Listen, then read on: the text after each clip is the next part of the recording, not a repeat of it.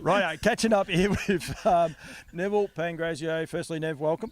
Thanks, Paul. That was a good little intro, wasn't Beautiful. it? Well done. Yeah, anyway, could have worked it out a bit better. Mark Barton joins me as well. Barto, we've been out today catching up with a few of the vendors and having a bit of a look around for Nutrien. Yeah, it is. It's a good chance before we get into it, I guess, the performance horse sales at the end of the month, and just get a look. A lot of these horses are just coming into prep or a couple of weeks off, but it's good to see them in their natural form. Yeah, it is, and there's quite a few horses we've got to get around. A lot of people are saying that, but we're having a crack. We've been to Ballarat already a little bit earlier. Yep. Then we've spent some time in Queensland.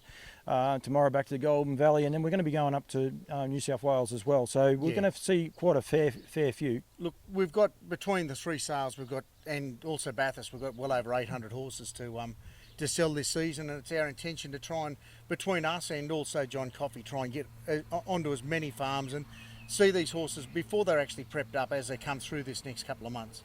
Nev, you guys are preparing 8, I believe, this year. You've got a little bit of everything, haven't you? You've got 2 Pacers, 3 Colts, 5 fillies, you've got some homebred ones, you've got some family ones, you've got a little bit of everything happening. Yeah, one of everything just about there. They're in their working clothes at the moment, not in the sale, not in the boxes yet, but we'll probably get them in at somewhere mid-February, a bit before perhaps.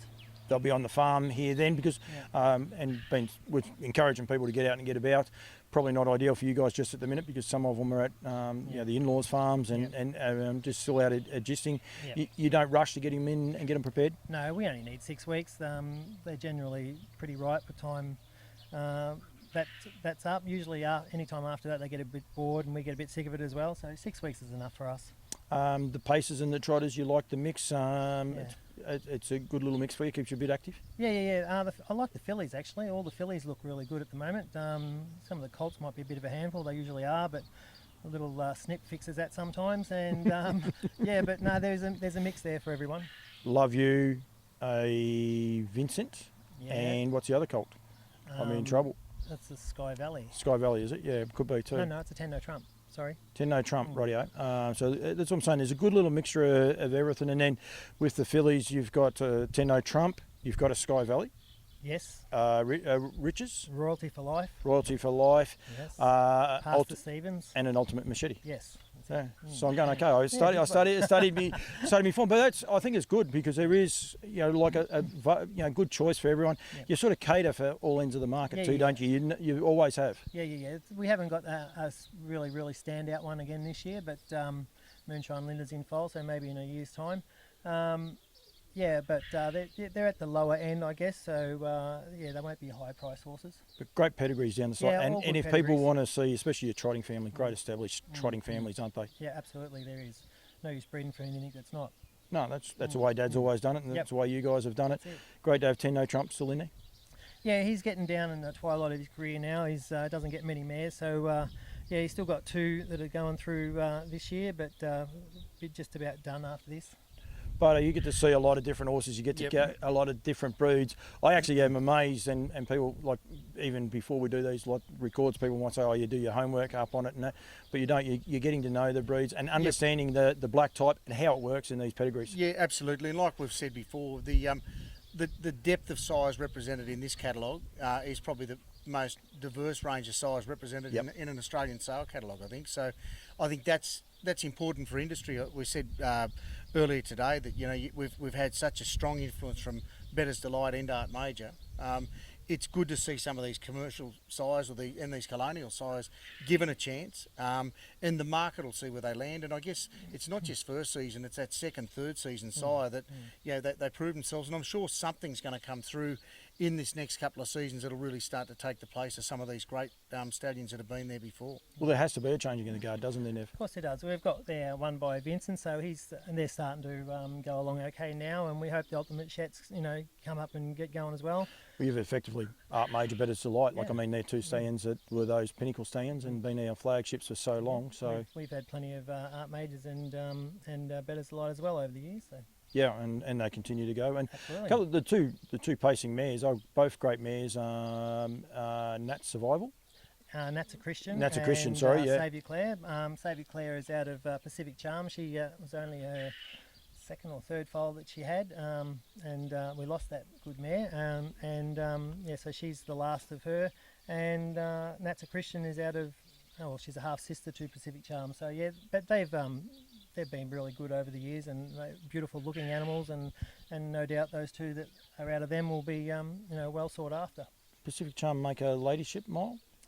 She ran second in one of the Queen of Pacific, I think it was. Beaten the lip, and then come out and won the 4 and 5 year old just straight after that, I think. So. Yeah, she was a really high class mare, mare. and David and Lisa Miles at the time were training her and done a great job with her.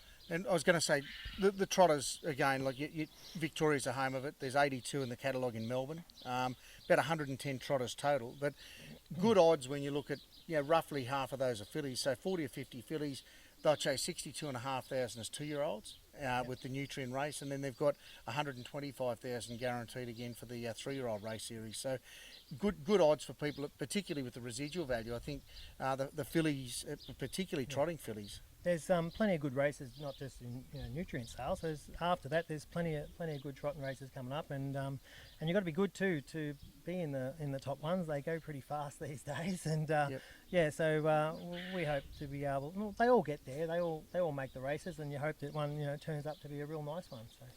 Do you get excited, Nev, like you see a horse like the Locomotive last year, who was a Nutrien graduate? Standout horse, yeah, beautiful horse. He's just under 2,000 short of 200,000. I mean, for a 2-year-old trotter, and he is it's just amazing where the trotters have come to. Yeah, he should have went through for 100,000. I don't know how they got him for 60. I think he was a buyback after the sale, wasn't he? Yep. Sometimes you wonder why they go through a bit cheaper. He was a magnificent. I had him picked out. Just hypothetically. Yep. There's some really loved ones. If he had been a filly, he would have been worthwhile, that's for sure. But as a traditionalist, and to be able to see now a 2-year-old trotter, we'll just call it $200,000 next to his name.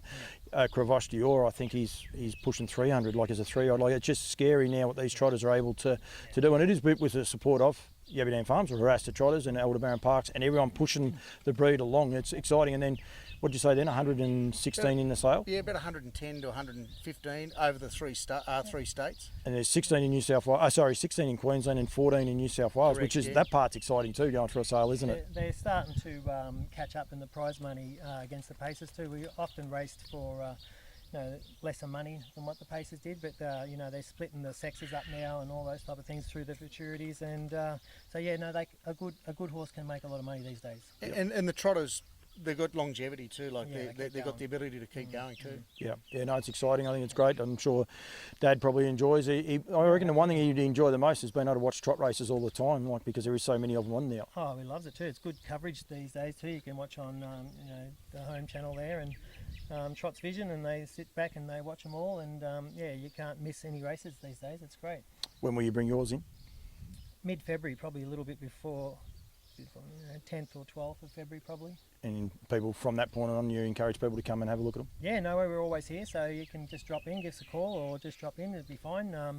They're here, we're only doing 8, so we can't do any more than that here, so they'll be all available. That's what we want. We want people to come out and see them in their natural environment before they get down in there. And it's called with their dirty working clothes on before they come in. And look, if you are going to go to any of the properties to have a look, the Nutrien branches, Bendigo, Ballarat, most of the branches will have the catalogues available. All the Garrard stores have got them in their shops. Most of the tracks have got them.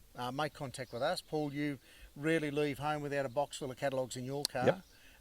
But it's always good to be able to bring the catalogue with you once the horses are boxed up, and you can also go and have a look online, and that keeps up to date with all of the changes, with Alan Parker doing updates every Monday. nutrienequine.com.au, and then go to the Standardbred section, and it is super easy. I know a lot of people initially always found it hard. It's so simple. You can go to consigners, you can go to your sire, you can just even refine it right down to a dam if you're looking for one dam and things along those lines. So it is super easy to refine your search if that's what you want to do. Yep. Or go through them all and see all the up-to-date red. Unfortunately, the catalogues don't get the red in them anymore from now on. But to go online and actually physically see that red is impressive.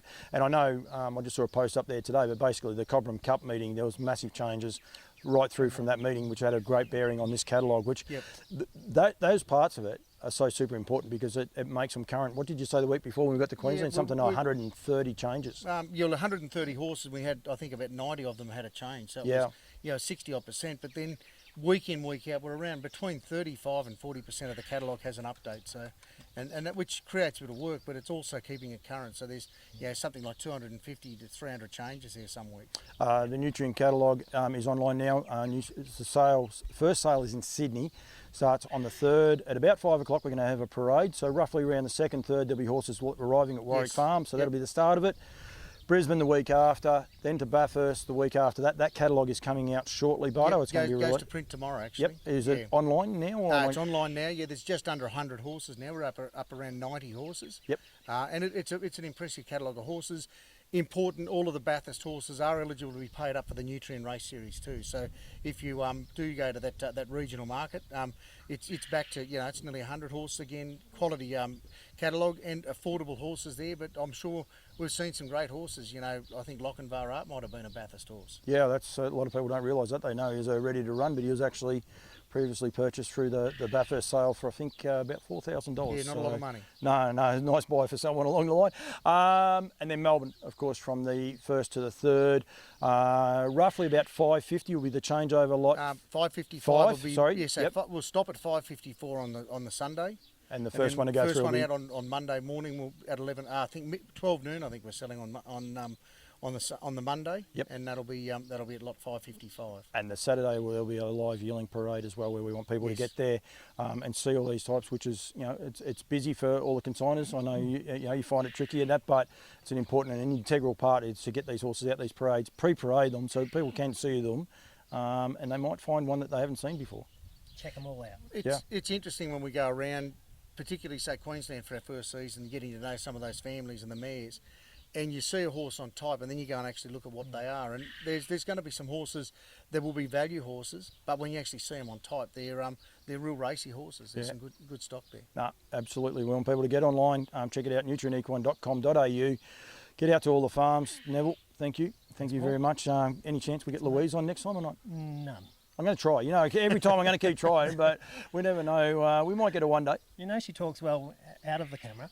Yeah, I know. And then as soon as I turn the camera on, she just goes and runs, doesn't she? That's about how it works. She does. You'll get her one day. Well, I'll try. I don't know how we'll do it. We might have to get Barto to try and sweet talk her somehow. I've got no chance. We'll see if we can get a couple of horses in. Once they're in the boxes, we'll come back and have another shot. Done. Thank you very much, Nev. Thanks, Mark. Thanks, guys.